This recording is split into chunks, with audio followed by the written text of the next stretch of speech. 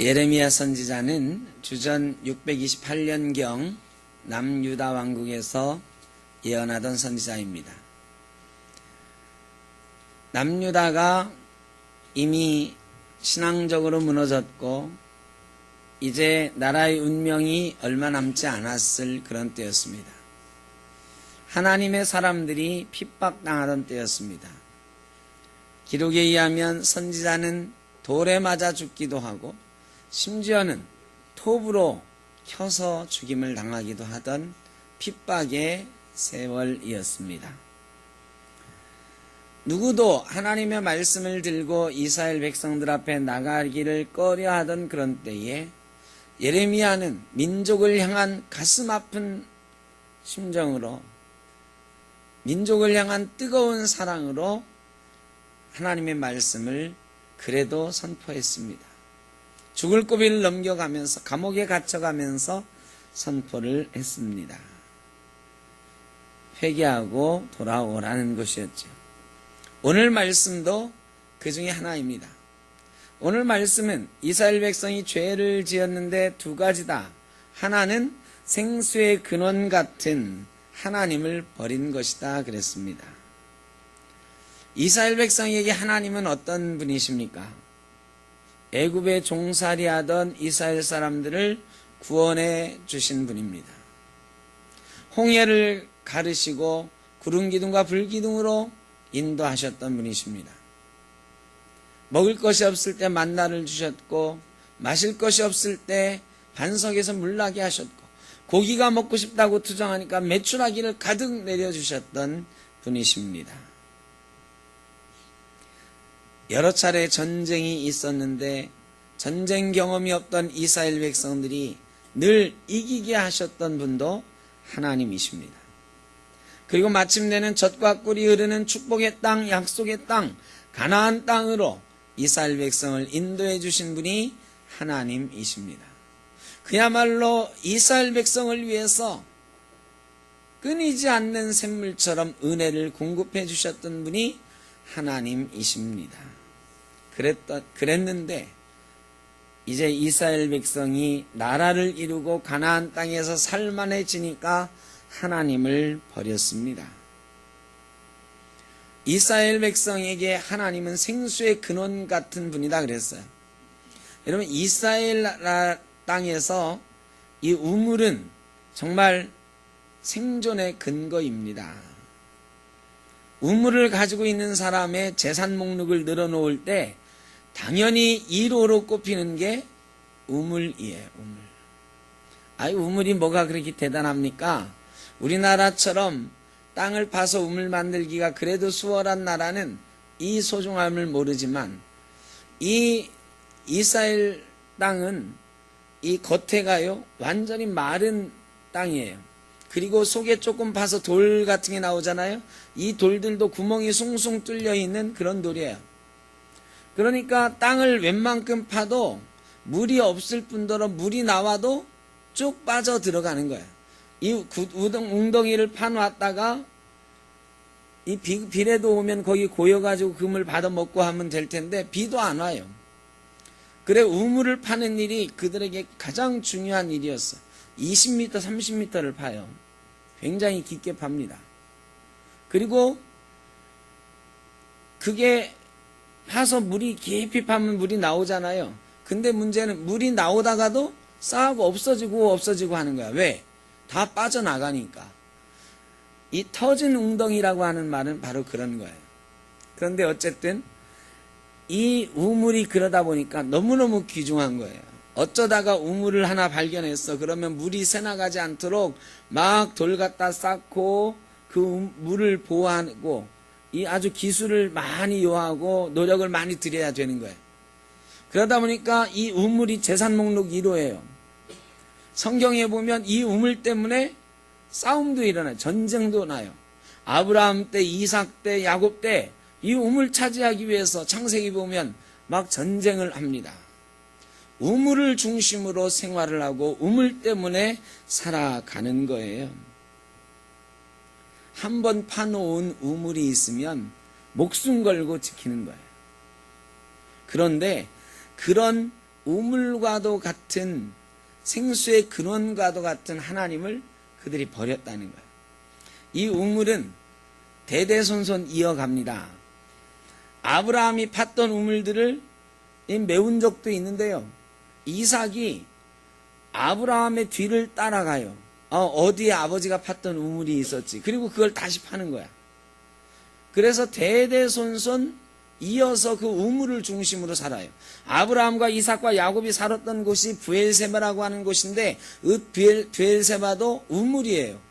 우물을 파놓고 그 주변에 함께 살았던 거죠. 할아버지와 아들과 아버지와 아들이 이 대를 이어서 우물 중심으로 살아가는 거예요. 우물이 있으면 부자입니다. 우물이 2개 있으면 어마어마한 부자예요. 왜 그럴까요? 이 사람들은 다 양을 치고 목축하고 살잖아요. 우물을, 자기 고정된 우물을 가지고 있다는 건 양들을 많이 칠 수 있는 근거가 되는 거예요. 그래, 우물을 가지고 있는 사람은 부자예요. 여러분, 하나님을 가지고 있다는 것은 내 생명이 생수의 근원 되시는 하나님으로 인해서 내 생명이 지켜진다는 것이고, 또 여러 가지 물질적인 복도 받는다, 이런 뜻이에요. 그런데 이런 우물을 가지고 있는데 다른 사람한테 내줄 멍청이는 없어요. 그런데 오늘 이스라엘 백성들은 하나님을 버렸다는 거예요. 왜 버렸을까요? 이제 살 만큼 되니까 버린 거예요. 먹고 살만하니까 이제 하나님 없어도, 하나님이 만나와 메추라기 내려주지 않아도 우리가 할 수 있습니다. 하나님, 굳이 하나님께 예배하지 않아도 바알신한테 예배해도 예배할 신들도 많고 우리가 우리 힘으로 살아갈 수 있겠습니다. 이렇게 되는 거예요. 배부르고 등 따시니까 하나님을 버리는 거죠. 그런 죄를 범했다고 예레미야 선지자가 경고하고 있습니다. 이사야서 12장 2절로 3절에 보면 보라, 하나님은 나의 구원이시라, 이런 말씀이 있어요. 제가 옛날에, 아주 옛날에 찬양 하나가 있었는데 제가 지금도 좋아하는 그런 찬양이에요. 여러분도 많이 들어보셨을 거예요. 보라, 하나님은 나의 구원이시라. 보라, 하나님은 나의 구원이시라. 내가 의뢰하고 두려움 없으리니 주여 아는 나의 힘이시며 나의 구원이요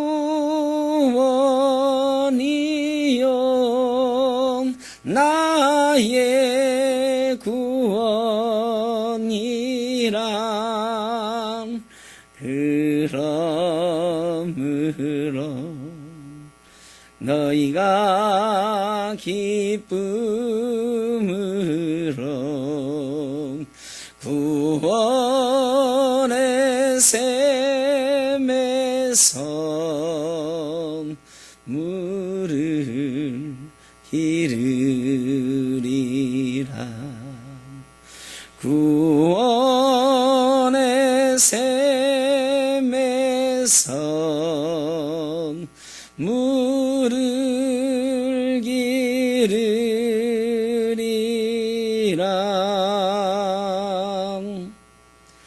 여호와는 나의 힘이시니 너희가 구원의 샘에서 물을 기르게 될 것이다.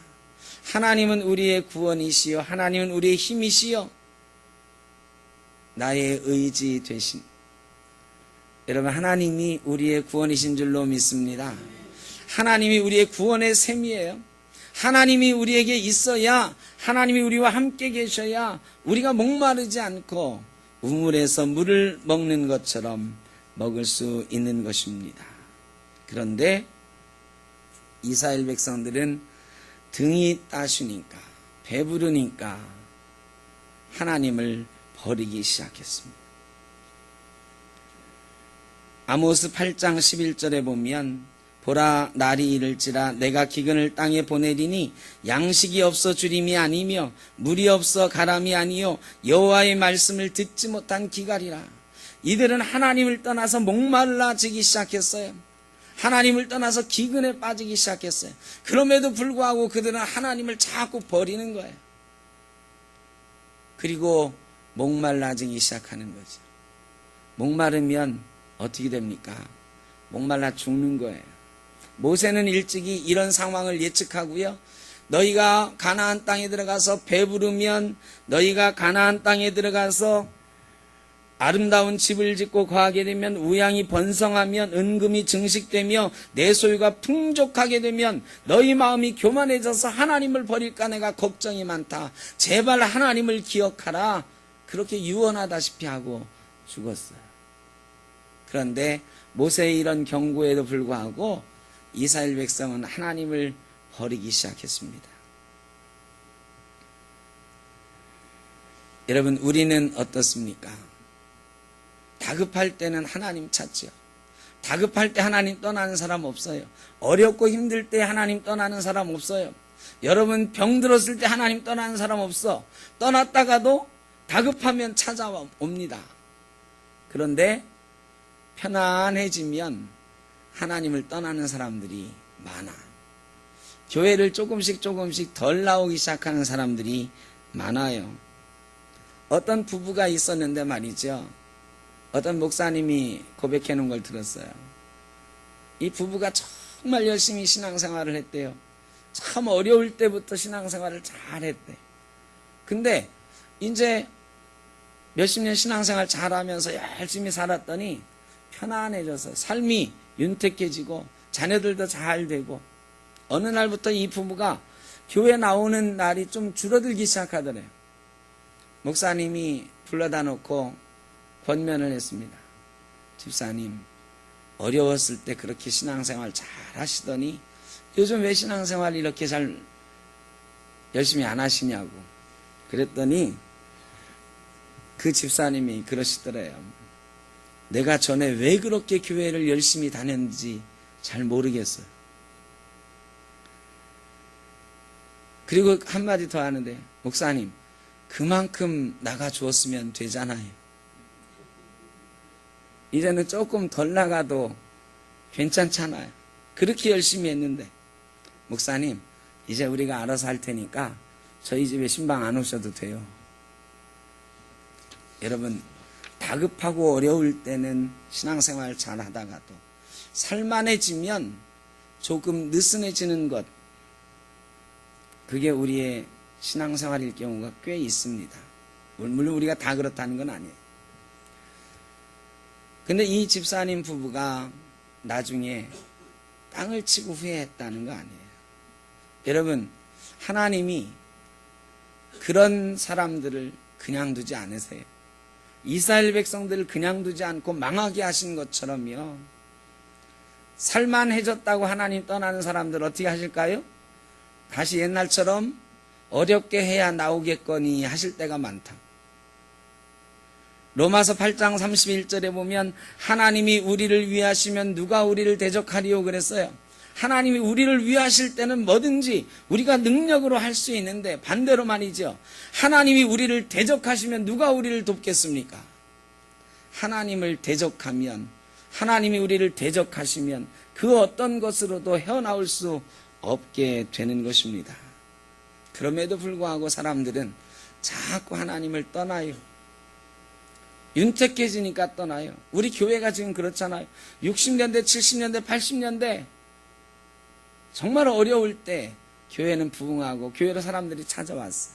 근데 90년대, 2000년대 우리가 너무 살만해지니까 점점 교회를 떠나는 사람들이 많이 있어요. 근데 떠나다 보니까 목이 말라요. 여러분, 신앙생활 하다가 조금 느슨해지면 목 마릅니다. 열심히 하나님 섬길 때는 우리가 알지 못하는 사이에 하나님이 생수의 근원이시기 때문에 우리에게 영적인 우물을 주셔서, 영적인 물을 주셔서 우리가 늘 풍족했던 거예요. 근데 그걸 모르고 하나님을 떠나면 갈증이 나기 시작해요. 우리의 영이 갈증 나기 시작해요. 갈증이 나면 사람들이 또 하나 죄를 짓게 되는데, 두 번째 죄, 하나님을 떠나서 갈증 나니까 이 이스라엘 사람들이 자기 웅덩이를 스스로 파기 시작했어요. 자기 웅덩이를 파는 거예요. 목마른 사람이 우물 판다고, 목마르니까요 자기 나름대로 우물을 파보는 거예요. 자기 인생을 좀 채워줄 뭔가를 만들기 시작하는 거죠. 우상을 섬기기 시작했습니다. 그런데 그 웅덩이는 아무리 파고 또 파도 물이 나오는, 우리의 영의 갈증을 채워주는 그런 웅덩이가 아니라, 하늘에서 떨어지는 물조차 담아놓을 수 없는 터진 웅덩이라 하나님은 말씀하셨습니다. 우리 성도들이 생수의 근원이 되시는 하나님과 함께 있으면, 하나님 안에 있으면 시냇가에 심은 나무 같고 물된 동산 같은데, 하나님을 떠나면 마르기 시작해요. 목마르기 시작해요. 스스로 웅덩이를 파보지만 그 웅덩이는 터진 웅덩이라서 물을 저축하지 못하고 우리를 시원하게 마시게 하지 못해요. 그런데도 계속 웅덩이를 팝니다. 어떤 사람은 그래요. 하나님, 제가 그동안 하나님 열심히 섬겼는데 제가 주일을 몇 주 좀 빠져야 되겠습니다. 기도하고 저한테 찾아오죠. 제가 하나님한테 기도하고 주일을 몇 주 빠지기로 했습니다. 하나님도 다 이해할 겁니다. 왜 그러시는데요? 그래도 제가 요즘 사업상 중요한 때인데 주일에도 사람을 만나야 됩니다. 골프도 쳐야 되고 그 사업상 파트너를 내가 잘 구워 삶아야 이 사업이 잘 될 것 같다고. 그런 일이 왕왕 있죠. 야단쳐도 이미 그때는 늦었어. 이 자기가 판 웅덩이가 진짜인 줄 알고 클릭합니다. 그런데 말이죠, 그런 웅덩이를 5년 10년 판 사람들 다 후회합니다. 하나님이 붙들어 주지 않으시면 아무 소용이 없는 것입니다. 어떤 분들은 또 그래요. 희한하네. 우리 교회에도 분명히 예배도 있고 목사님이 설교도 하고 그러는데 우리 교회는 왜 나는 예배 드리고 와도 마음에 남는 게 없지?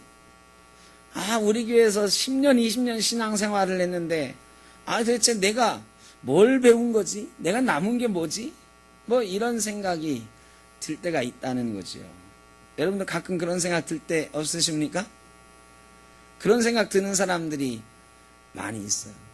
평생 30년, 40년, 50년 신앙생활 했는데 여러분 생각해 보세요. 다람쥐 쳇바퀴 돌듯이 거의 하거든. 똑같이 변함이 없어요. 평범해. 별건 아닌 것 같고 시들시들해요. 좀 죄송한 말씀입니다만 제가 설교를 열심히 준비하고 또 어떤 분은 잘한다 그래도요, 한 3년만 들으면 뻔하잖아요. 딱 설교 제목이나 앞에 나오는 뭐만 있으면 우리 목사님 오늘 뭔 얘기 하려고 하네, 딱 나오잖아 답이. 그러니까 10년 20년이 똑같은 설교를 들었다 쳐봐요. 이게 새로운 게 없는 거거든. 새로운 게 없으니까 평범하니까 시들시들해 보여요. 그래서 자꾸 뭔가 다른 것을 찾는 거예요. 어디 재미난 프로그램 없나? 우리 교회는 왜 프로그램을 안 하지? 뭐 이런 거 찾는 거죠. 그래서 다른 데 기웃기웃하기 시작해요. 어떤 사람은 천주교 예배가 진짜 같아가지고 우리 예배는 영 예배 같지 않고 천주교도 한번 가보려고 했다고 그러더라고요. 일부 예배 끝나고 저한테 얘기를 하더라고요. 그래요. 몇십 년 이렇게 같이 예배하고 같은 목사한테 설교 듣고 이러다 보면 그 나물이 그 나물 같고 뭐 시들시들 하거든. 그런 사람에게 사탄은 손을 내밉니다. 우리 교회 와봐. 좋은 거 있어. 새로운 거 있어. 그나마 뭐 우리 교단에 속한 다른 교회에서 그렇게 유혹해 가면 원래 그거 안 되지만 그나마 그거는 뭐 천만 다행인데, 불행 중 다행인데 다른 데서 손길을 내밀죠. 대표적인 게 신천지 같은 것, 이단들이죠. 특별한 것을 찾는 사람들에게 귀가 솔깃한, 우리한테 와봐, 특별한 게 있어. 너 성경 잘 모르지? 성경 몰라가지고 그렇게 몰라서 어떻게 하나님 나라 간다고 그래? 그렇게 가지고 구원받아? 정말 그런가? 그러고 보니까 나는 30년 교회 다녔어도 성경 한번 제대로 공부하지 못했네? 이런 게 되는 거죠. 특히 요한계시록 같은 거 툭툭 들이대면 이게 뭐가 뭔지도 몰랐단 말인데 이게 뭐라고 자꾸 알려주는 것 같고 뭔가 새로운 것 같아요. 그래서 빠져들기 시작하는 거지. 뭐 신천지 얘기가 나왔으니까 말인데 여러분, 신천지 이만희가 죽습니까? 안 죽습니까? 죽어요? 안 죽어요? 진짜 죽어요? 신천지 사람들한테 그렇게 얘기해봐. 몰매 맞아. 왜? 이만희는 이긴 자. 뭘 이겼어? 세상을 이겼어요. 다 이겼어. 말씀의 벽도 극복해 이겼어. 죽음도 이겼어. 그 안에는 하나님의 영과 예수님의 영이 들어있대. 하나님의 영과 예수님의 영이 있고 하나님이 안수해 줬다잖아, 직접. 죽음도 이긴 자가 죽으면 안 되잖아요. 죽으면 안 되잖아. 85살이 넘었는데 어떤 사람은 그래. 이만희 죽을 거라고 그랬더니 절대 안 죽는다고. 이만희 죽으면 내가 신천지에서 나오겠대. 제가 속으로 그래서 이만희 빨리 죽게 해주십시오. 저는 저 사기꾼인데 빨리 죽어야 되는데. 죽긴 왜 안 죽긴 왜 안 죽어? 죽지. 박태선이도 안 죽는다 했었는데 죽었잖아요. 이 이만희가 박태선 따라다니던 놈인데 말이야. 박태선 따라다니다가 그 다음에 구원파 따라다니다가 지가 저 과천에서 조그맣게 예루살렘 증거장막성전 뭐 이렇게 만들어가지고. 여러분, 이만희는 죽습니다. 이게 자기를 위해서 판 웅덩이지 하나님 위해서 판 웅덩이겠어요? 아니야. 자기 위해서 이만희 위해서 판 웅덩이야. 그런데 그게 뭔가 새로운 게 있는 것 같다고 사람들 자꾸 넘어가. 그리고 말이죠, 신천지에 또 하나 14만 4천 명 되면은 예수님 오신다는 거 아니야. 예수님. 그래 14만 4천 명은 안 죽는다는 거 아니었어요? 처음에는 14만 4천 명도 안 죽는다 그랬어요. 살아있을 때 14만 4천 명이 살아있을 때 예수님 재림하신다고 그랬어. 그런데 이게 14만 4천 명 채우는데 시간이 좀 걸리니까 먼저 신천지에 갔던 사람들이 죽었잖아요. 신천지 구역장 하던 사람들도 죽고 뭐 많이 죽었어. 병으로 죽었지. 그랬더니 말을 교묘하게 바꾸잖아. 육은 죽었으나 영은 살아있다. 그리고 14만 4천 명이 됐을까요? 안 됐을까요? 신천지 교인 14만 4천 명 넘은 지 오래됐어.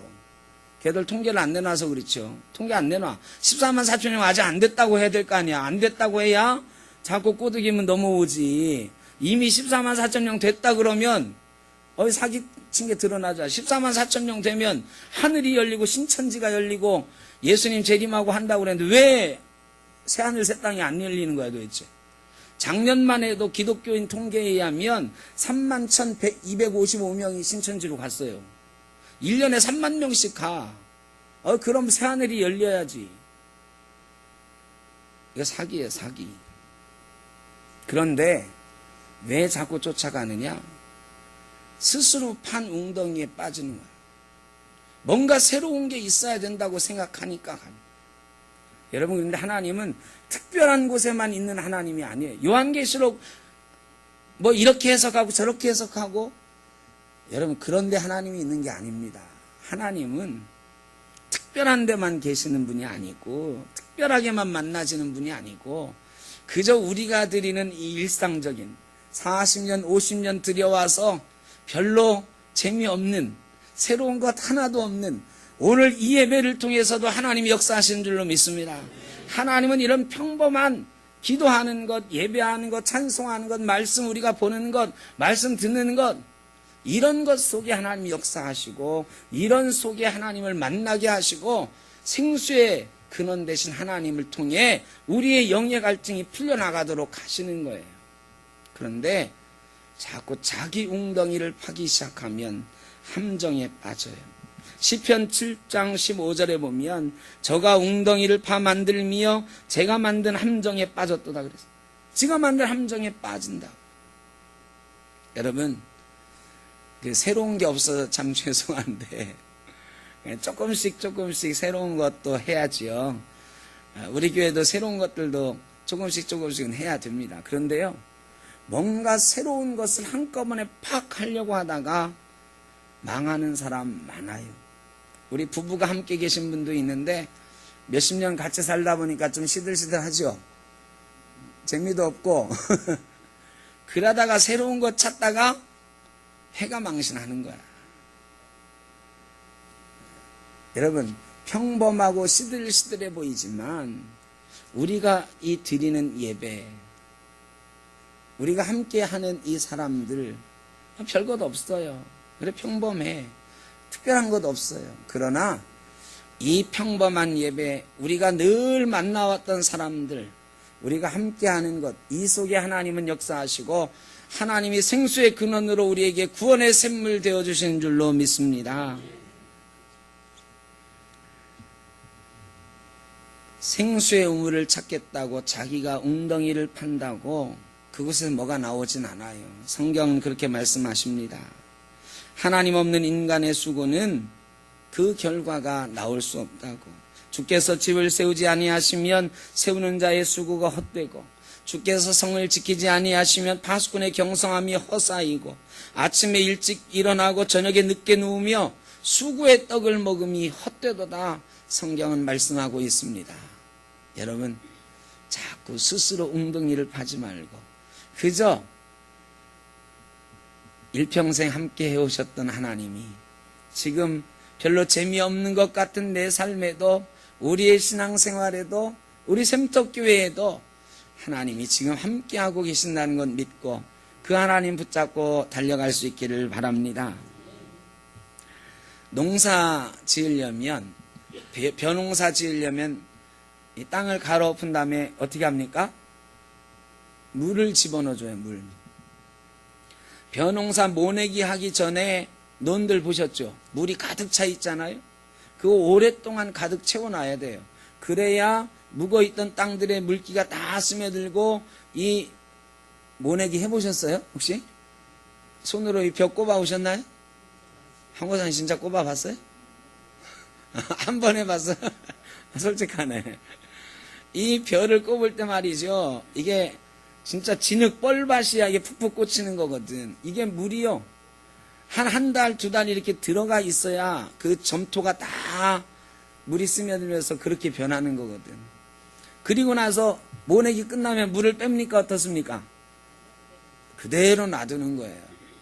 그대로 놔두면 이 모들이 그 물을 다 흡수해서 또 땅의 영양분과 더불어서 햇볕을 받아가지고 자라나는 거죠.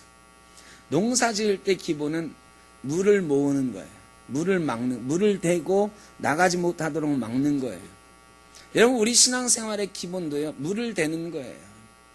하나님이 우리 삶에 가득 들어오시도록, 하나님이 우리 교회에 가득 들어오시도록 하나님을 모시고 나가지 못하도록 막는 거야. 터진 웅덩이가 되지 않도록, 터진 논이 되지 않도록 막는 것부터 시작하는 거예요. 그게 기본이에요. 기본. 주의를 지키는 거야. 주의를 한번 빼먹으면 그만큼 터지는 거야. 기도하는 거야. 여러분, 기도하기를 쉬면 죄라고 사무엘은 말했어요. 기도 한번 쉬어보세요. 우리 영이 팡 터진 게 느껴지지. 그렇다고 진짜 쉬시면 안 되고, 쉬었던 분들은 좀 알잖아. 내가 기도 생활 열심히 하다가 기도를 딱 쉬고 기도줄 다시 붙들려면 붙들리나요? 아니, 이 기도가 잘 안 돼. 우리 영이 이미 물구가 터져버렸어요. 찬송하던 분들이 찬송 안 하면 찬송이 잘 안 나와. 영의 물구가 터져버리면, 터진 웅덩이가 되면 은혜가 우리 속에 머물질 못하는 거예요. 여러분, 새로운 웅덩이를 찾아서 방황하지 마시고, 우리 샘터교회 별 볼 일 없는 것 같고 시들시들한 것 같지만 여기에 하나님이 계시고 여기에서 주일 예배 드리면서 찬송하면서 기도하면서 우리가 살아갈 때에 하나님이 우리에게 벼가 자라는 것 같은 은혜를 주시고 생수의 은혜를 주시는 줄로 믿고 따라가시기를 주의 이름으로 축원합니다. 우리 교회 어떤 교회가 될까 지금 시리즈로 설교하고 있는데 오늘 주제는 그겁니다. 터진 웅덩이를 어떻게 하자? 막자가 아니 만들지 말자. 따라하십시오. 터진 웅덩이를 만들지 맙시다.